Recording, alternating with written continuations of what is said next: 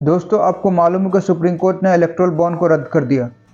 Chief justice of India DY Chandrachud की अध्यक्षता वाली 5 जजों की बेंच ने इसे अनकॉन्स्टिट्यूशनल राइट टू इंफॉर्मेशन के वायलेशन कहा। समझते हैं इलेक्टोरल बॉन्ड क्या है। 2018 में सेंट्रल गवर्नमेंट ने इलेक्टोरल बॉन्ड का सिस्टम चालू किया है।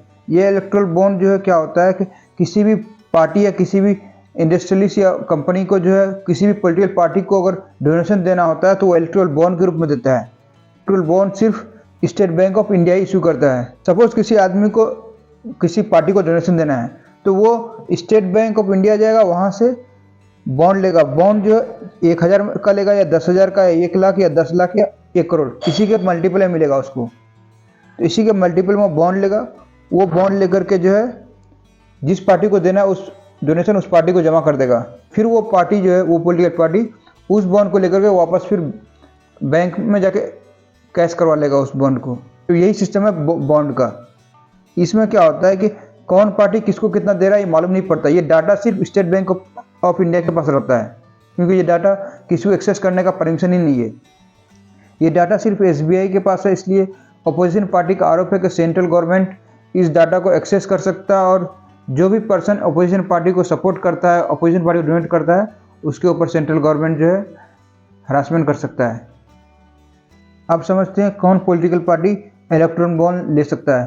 वो पॉलिटिकल पार्टी जो इलेक्शन कमीशन ऑफ इंडिया के यहाँ रजिस्टर्ड है और वो लास्ट लोकसभा इलेक्शन या फिर विधानसभा इलेक्शन में कम से कम 1% वोट लेकर आया हो, वही सिर्फ इलेक्टोरल बॉन्ड ले सकता है।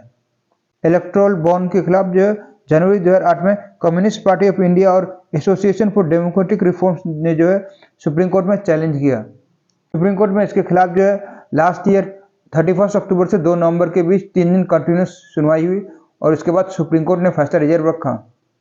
15 फरवरी को अपने जजमेंट में सुप्रीम कोर्ट ने क्या कहा?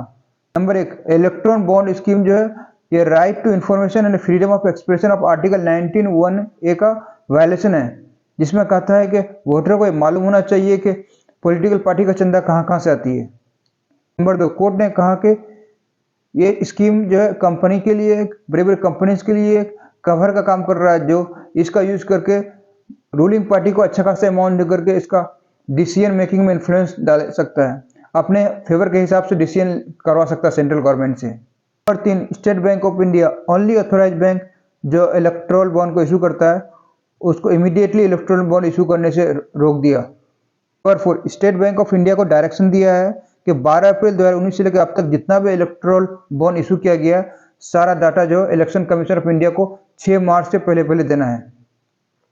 नंबर 5, इलेक्शन कमीशन को ऑर्डर दिया है कि वो 13 मार्च से पहले जो है जितने भी इलेक्टोरल बॉन्ड जो है उसका सारा डाटा पब्लिक करे। नंबर 6, जितने भी इलेक्टोरल बॉन्ड है जो पॉलिटिकल पार्टीज ने अभी तक कैश नहीं करवाया है उसको वापस जो है डोनर को देने बोला है, ताकि वो जो है स्टेट बैंक ऑफ इंडिया से जाकर के वापस पैसा ले ले।